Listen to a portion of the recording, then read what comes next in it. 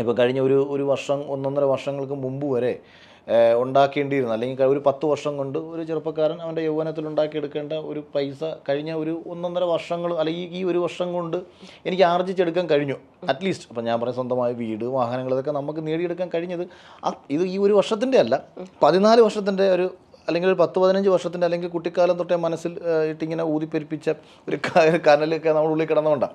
ഇപ്പോൾ ചില ആൾക്കാർ ഇതൊക്കെ പറയും ഇങ്ങനെ, ഇപ്പം ബിഗ് ബോസിൽ നിന്ന് കിട്ടിയപ്പോൾ ആത്യന്തികമായിട്ട് ഇത് കിട്ടാൻ വേണ്ടി നമ്മുടെ അടുത്തൊരു എഫേർട്ടുണ്ട്. നമ്മളെ ആരും വെറുതെ വിളിച്ച് എങ്ങും കയറ്റിയതൊന്നുമല്ല. നമ്മളവിടേക്ക് എത്താൻ വേണ്ടി നമ്മളൊരു എഫേർട്ട് എടുത്തു, അതിനകത്ത് എത്തിയപ്പോഴും ഞാൻ ഉൾപ്പെടുന്ന എല്ലാവർക്കും ഈക്വൽ സ്പേസ്, ഞാൻ പറഞ്ഞ അവസരം എന്ന് പറയുന്നത് ഈക്വലായിരുന്നു, എല്ലാവരുടെയും അവസരം ഈക്വലായിരുന്നു. ആ ഈക്വൽ സ്പേസിൽ നിന്ന് ഇന്ന് കാണുന്ന അല്ലെങ്കിൽ 1ാം സ്ഥാനത്തേക്ക് എത്താൻ വേണ്ടിയിട്ട് നമ്മളൊരു എഫേർട്ട് എവിടെയൊക്കെയോ എടുത്തിട്ടുണ്ട്. അത് പ്രേക്ഷകർക്ക് മനസ്സിലാക്കാൻ കഴിഞ്ഞിട്ടുണ്ട്, അവർ നമുക്ക് വേണ്ടി വോട്ട് ചെയ്തിട്ടുണ്ട്. അപ്പോൾ അങ്ങനെയൊക്കെയാണ്. അതെല്ലാം ഞാൻ മനസ്സിലാക്കുന്നത്, ഞാനെന്നല്ല, ആരായാലും ഈ ആത്മാർത്ഥമായിട്ട് ഒരു പർട്ടിക്കുലർ കാര്യത്തിന് വേണ്ടിയിട്ട് പരിശ്രമിച്ചു കഴിഞ്ഞാൽ പിന്മാറാതിരുന്നാൽ മതി. പല ആൾക്കാരും വിജയത്തിന് അടുത്തെത്തി എന്ന് തിരിച്ചറിയാതെ പിന്മാറിപ്പോകുന്നവരാണ്. അങ്ങനെയാണ് ഈ പരാജയം പലർക്കും സംഭവിച്ചിട്ടുള്ളത്. ഈ തീരുമാനങ്ങൾ ഇപ്പം പറഞ്ഞ പോലെ നമുക്ക് ഇങ്ങനെയുള്ള ഓരോ കാര്യങ്ങൾക്കും നമ്മളുടെ ഒരു ഡിസിഷൻ മേക്കിംഗ് വളരെ ഇമ്പോർട്ടൻ്റ് ആണ്. തീർച്ചയായിട്ടും. അപ്പം എങ്ങനെയാണ് ഈ പ്രധാനപ്പെട്ട തീരുമാനങ്ങൾ എടുക്കുന്നത് എങ്ങനെയാണ് അഖിൽ? അതിന് ഒരു മുന്നോടിയായിട്ട് ചെയ്യുന്ന കാര്യം, അല്ലെങ്കിൽ അത് എങ്ങനെ ആയിരിക്കണം, ഒരു ജീവിതത്തിൽ എടുത്തിട്ടുള്ള പ്രധാനപ്പെട്ട തീരുമാനങ്ങൾ എങ്ങനെയൊക്കെയായിരുന്നു? അത് ഒരു ഇൻറ്റ്യൂഷൻ പോലെ.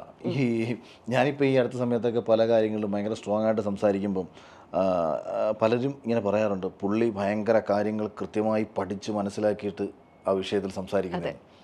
അത്രയ്ക്കൊന്നും ഞാൻ പഠിച്ച് മനസ്സിലാക്കാറൊന്നുമില്ല. പക്ഷേ ഞാനൊരു വിഷയത്തിലേക്ക് പ്രതികരിക്കാൻ വരുന്നതിന് മുമ്പ് നമ്മുടെ ഉള്ളിൽ നിന്നുകൊണ്ട് അത് സംസാരിച്ചോളൂ, അല്ലെങ്കിൽ നീ ആ തീരുമാനം എടുത്തോളൂ, പരാജയപ്പെടില്ല, മുന്നോട്ട് പോകൂ, നിന്റെ ഭാഗം തന്നെയാണ് ശരി. ഇതിപ്പോൾ ഇന്നൊന്നും തുടങ്ങിയതൊന്നുമല്ല കേട്ടോ. ഞാനീ പറഞ്ഞ 2000 ഏകദേശം, അതായത് ഞാൻ എന്നെ നമ്മളിപ്പോൾ നമ്മളെ തിരിച്ചറിഞ്ഞ് തുടങ്ങുന്ന ഒരു സമയം എന്ന് പറയുന്നത് അപ്പോഴായിരുന്നു. അതിനുശേഷം ഞാൻ ഫസ്റ്റ് എടുക്കുന്നത്, ഞാൻ ഇനി ഒരു കമ്പനിയുടെയും ജോലിക്ക് പോവില്ല. എനിക്ക് അതിനുശേഷം 2016 കേരളത്തിലും ഇന്ത്യയിലും ഒക്കെ അറിയപ്പെടുന്ന, ഇൻ്റർനാഷണൽ ലെവലിൽ അറിയപ്പെടുന്ന, ദുബായി തന്നെ ബേസ്ഡ് ആയിട്ടുള്ള വലിയ കാര്യം, ഞാൻ അദ്ദേഹത്തിൻ്റെ പേര് പറയുന്ന കാര്യം ഞാനത് നിരസിച്ചു എന്നൊക്കെ പറയുമ്പോഴത്തേക്ക് എന്തോ അവരെ അപമാനിക്കുന്ന പോലായിപ്പോൾ. എനിക്ക് വലിയൊരു ഓഫർ ആ കമ്പനിയുടെ ഭാഗമായിട്ട് ഞാൻ ആദ്യത്തെ ആ ഓണറുമായിട്ട് പേരുള്ള പരിചയത്തിൻ്റെ പുറത്ത് തരികയും 2016 ഞാനത് വേണ്ടാന്ന് ഞാൻ പറഞ്ഞ സമയത്തും, കാരണം ആ സമയത്തും എൻ്റെ 5 പൈസ എടുക്കാനില്ല. ഞാൻ 5 പൈസ എടുക്കാനെന്ന് വെച്ചാൽ ഈ ആഗ്രഹങ്ങൾ കൊണ്ട് അതും ഇതുമൊക്കെ ഓരോരോ കൊച്ചു കച്ചവടം ചെയ്യും, വണ്ടി കച്ചവടം, വസ്തു കച്ചവടം, മറ്റേ കച്ചവടം, കിട്ടുന്നതല്ല 500 രൂപയെങ്കിൽ 500 രൂപ, 1000 രൂപയ്ക്ക് 1000 രൂപ ഉള്ളത് പറക്കി കൂട്ടി ഒരു 2-3 ലക്ഷം രൂപ ഉണ്ടാക്കിയിട്ട് 5 ലക്ഷം രൂപയുടെ വണ്ടി പോയി എടുക്കും. എന്നിട്ട് ബാക്കി 2 ലക്ഷം കടമാവും. പിന്നെ ആ കടം വിട്ടാൻ വേണ്ടിയിട്ട് ഇങ്ങനെ കിടന്നുകൂടി. അങ്ങനെയൊക്കെ ജീവിക്കുന്ന സമയത്ത് നമ്മളെ സംബന്ധിച്ച് മാസം വരുമാനം ഇല്ലാതിരിക്കുന്ന ഒരു സാഹചര്യത്തിൽ പോലും ഞാൻ ഒരിക്കലും അന്നെടുത്ത ഡിസിഷനെ ഞാൻ മാറ്റാനേ പോയിട്ടില്ല. റിഗ്രറ്റ് തോന്നിയിട്ടേ ഇല്ല ഒരിക്കലും തോന്നി. എൻ്റെ അടുത്ത് എൻ്റെ നാട്ടിൽ അദ്ദേഹം ഒരു പഴയ വിപ്ലവകാരിയൊക്കെയാണ്. അപ്പം പുള്ളിക്കാരൻ ഒരുപാട് പുസ്തകങ്ങളൊക്കെ വായിക്കുന്ന ഒരാളുമാണ്. അപ്പോൾ ഒരു തന്നെ എന്നെ കണ്ടപ്പോൾ എൻ്റെ അടുത്ത് ഇങ്ങനെ വന്ന് പറഞ്ഞു, Akhil, a day may come you will regret എന്ന് പറഞ്ഞു. അപ്പം ഞാൻ അദ്ദേഹത്തോട് പറഞ്ഞ് അങ്ങനെ വരാതിരിക്കാൻ വേണ്ടിയിട്ടാണ് പരിശ്രമിച്ചുകൊണ്ടിരിക്കുന്നതെന്ന് പറഞ്ഞു. പക്ഷേ എനിക്കങ്ങനെ പശ്ചാത്തപിക്കേണ്ടി വന്നിട്ടില്ല. കാര്യം അതാ ഞാൻ പറഞ്ഞത്, ആ തീരുമാനങ്ങൾ എടുക്കാൻ ആരാണോ എവിടെ ഇരുന്നോ എന്നോട് പറഞ്ഞത്, അയാൾ എന്നെ സഹായിച്ചുകൊണ്ടേയിരുന്നു.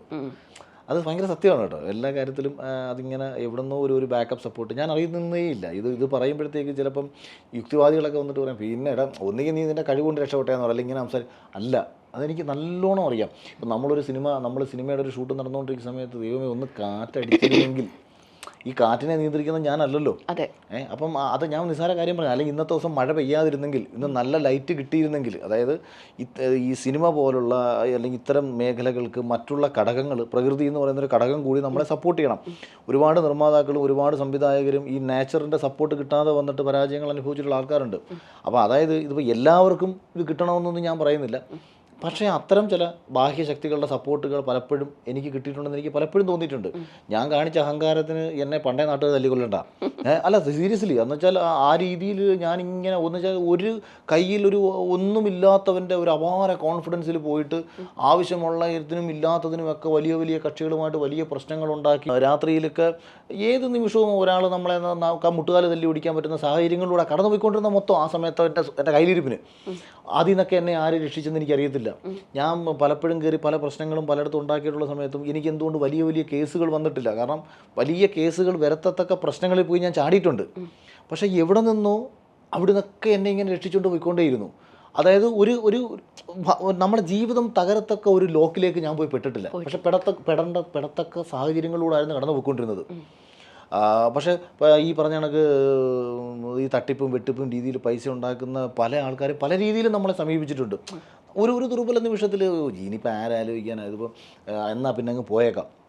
2012 ഒക്കെ ഒരു പെൺകുട്ടി എനിക്ക് അന്ന് ഇൻസ്റ്റാഗ്രാം അല്ല ഫേസ്ബുക്കിൽ മെസ്സേജ് അയച്ചാൽ അതായത് എന്നാൽ ഇച്ചിരി ഒന്ന് സൊള്ളിയേക്കാം എന്നുള്ള ചിന്തയിൽ തിരിച്ച് റിപ്ലൈ കൊടുക്കാൻ പോകുമ്പോൾ ഞാൻ ഫസ്റ്റ് ചിന്തിക്കുന്നത് 2020 രക്ഷപ്പെടും. അപ്പോൾ ഇവർ സ്ക്രീൻഷോട്ടും കൊണ്ട് വന്നാലോ, വേണ്ട കൊടുക്കത്തില്ല. അല്ല ഞാൻ പറഞ്ഞത് അങ്ങനെ ഞാൻ പലതിനും ഇങ്ങനെ ചിന്തിക്കും. ഇമേജ് കോൺഷ്യസ് എന്ന് പറഞ്ഞാൽ അതായത് ഭാവിയിൽ നമ്മൾ എന്തെങ്കിലുമൊക്കെ ആയി മാറേണ്ട ഒരാളാണെന്നും അതുകൊണ്ട് ഒരുപാട് മുൻകരുതലുകൾ എടുത്തുകൊണ്ടിരിക്കണം. ഇത് പറയുമ്പോൾ ആ സമയത്ത് ഞാനൊന്നും അല്ല. പക്ഷേ അത് ഗുണം ചെയ്ത് എപ്പോഴാണെന്ന് അറിയാം. ഇപ്പോൾ നിങ്ങൾ ആലോചിക്കണം, ഇപ്പോൾ നമ്മൾ ബിഗ് ബോസിൽ വരുമ്പോൾ നമുക്കൊരു ഭയങ്കര ഹേറ്റേഴ്സ് പുറത്ത് സൃഷ്ടിക്കപ്പെടും. ഈ ഇന്നലകളിൽ അല്ലെങ്കിൽ 10 വർഷങ്ങൾക്ക് 15 വർഷങ്ങൾക്ക് മുമ്പ് നമ്മൾ ചെയ്തിട്ടുള്ള പല തെമ്മാടിത്തരങ്ങളും പുറത്തു വരാൻ ഭയങ്കരമായ സാഹചര്യം ഒരുക്കത്തക്ക ഒരു സ്ഥലത്തേക്കാണ് നമ്മൾ കയറി പോകുന്നത്.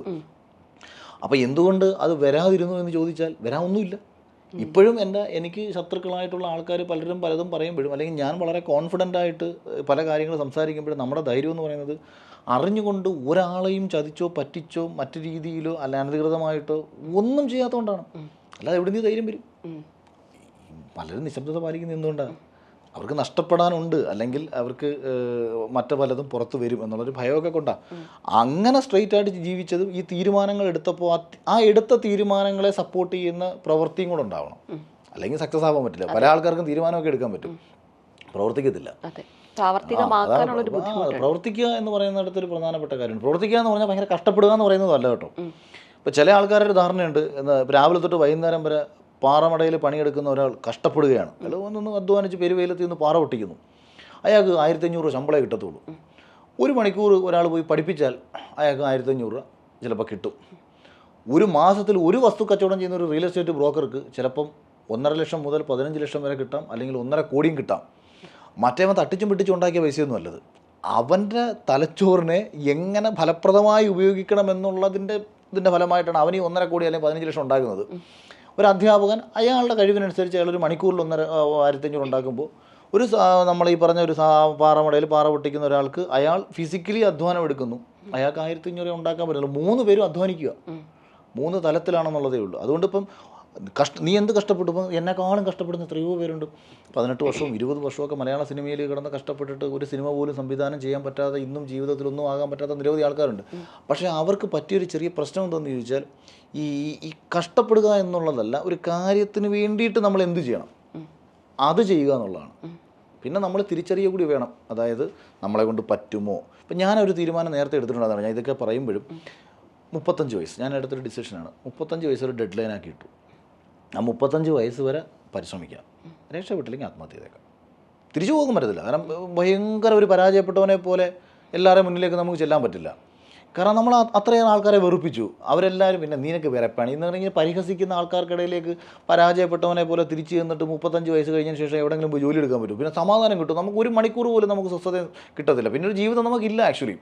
അതുകൊണ്ടൊരു ഡെഡ് ലൈൻ ഇട്ടു, ഇത്രയും നാൾ ഞാൻ പരിശ്രമിക്കാം, അതിനുള്ളിൽ രക്ഷപ്പെടും എന്നുള്ളൊരു ബോധ്യത്തിൻ്റെ അടിസ്ഥാനത്തിൽ അങ്ങ് സഞ്ചരിക്കുകയായിരുന്നു. പക്ഷേ ഈ ഇപ്പോൾ പറഞ്ഞല്ലോ 35 വയസ്സിൽ രക്ഷപ്പെടില്ലെങ്കിൽ ആത്മഹത്യ ചെയ്യണം എന്നുള്ളത്, അല്ലെങ്കിൽ പരാജയപ്പെട്ടിട്ട് എനിക്ക് വീണ്ടും ജീവിക്കാൻ താല്പര്യമില്ല എന്നുള്ള രീതിയിൽ, അല്ലെങ്കിൽ ആഗ്രഹിച്ചിരുന്നില്ല എന്നുള്ള രീതിയിൽ, ശരിക്കും അപ്പം പരാജയത്തെ ഭയക്കുന്ന ഒരു വ്യക്തിത്വമാണോ അഖിൽ മാരാർ? അല്ലല്ല, അപ്പം നമ്മളങ്ങനല്ല. ഇപ്പം നമ്മൾ പറഞ്ഞില്ല, ഇപ്പം ചില ആൾക്കാരുണ്ട് ഇങ്ങനെ ഒരു പർട്ടിക്കുലർ കാര്യത്തിന് വേണ്ടിയിട്ട് പരിശ്രമിച്ചുകൊണ്ടേയിരിക്കും. അപ്പം നമുക്ക് 2 കാരണങ്ങൾ കൊണ്ടാണ് കിട്ടാത്തത്. എന്തുകൊണ്ടാണ് നമ്മൾക്ക് പരിശ്രമിച്ചിട്ടും കിട്ടാത്തതെന്ന് തിരിച്ചറിയാൻ നമുക്ക് കഴിവില്ലാത്തതുകൊണ്ടാണ്. അത് നമ്മൾ മനസ്സിലാക്കണ്ടേ. ഇപ്പോൾ എൻ്റെ കയ്യിലൊരു കഥയുണ്ട്, ഇതെന്തോ ഗംഭീര കഥയാണ്, ഇത് സിനിമയാക്കാമെന്ന് കരുതി നമ്മളെല്ലാവരെയും പോയി കാണുന്നു. അത് ഒരിക്കലും നടക്കത്തില്ല എന്നുണ്ടെന്നുണ്ടെങ്കിൽ കുറേ കാലം കഴിയുമ്പോൾ മനസ്സിലാക്കണം എന്തോ ഒരു കുഴപ്പം നമുക്കുണ്ട്. അപ്പം നമ്മളെക്കാട്ടി ഷോർട്ട് ടൈമിൽ പല ആൾക്കാരും കയറി പോകുമ്പോൾ ആ കയറി പോകുന്നതിനും എന്തോ കഴിവുണ്ട്. അപ്പോൾ അതിൽ ഈ വ്യത്യാസം നമ്മൾ പതുക്കെ തിരിച്ചറിയണം. അപ്പം അല്ലെങ്കിൽ ഈ കാലഘട്ടത്തിനനുസരിച്ചിട്ടുള്ള ഒരു പരിപാടിയുമായിട്ടല്ല ഞാനിപ്പോൾ മുന്നോട്ട് പോയിക്കൊണ്ടിരിക്കുന്നത്. ഈ തിരിച്ചറിവും കൂടി നമുക്കുണ്ടാവണം. അല്ലാണ്ട് വെറുതെ നമുക്ക്, അപ്പം ഞാൻ പറഞ്ഞത് ഇപ്പം പരാജയപ്പെട്ടാൽ ആത്മഹത്യ എന്ന് ഞാൻ ഈ പറയുന്നതിൻ്റെ അർത്ഥം എന്ന് പറയുന്നത് എനിക്കൊരിക്കലും പിന്നീട് ഞാനായി ജീവിക്കാൻ പറ്റില്ല.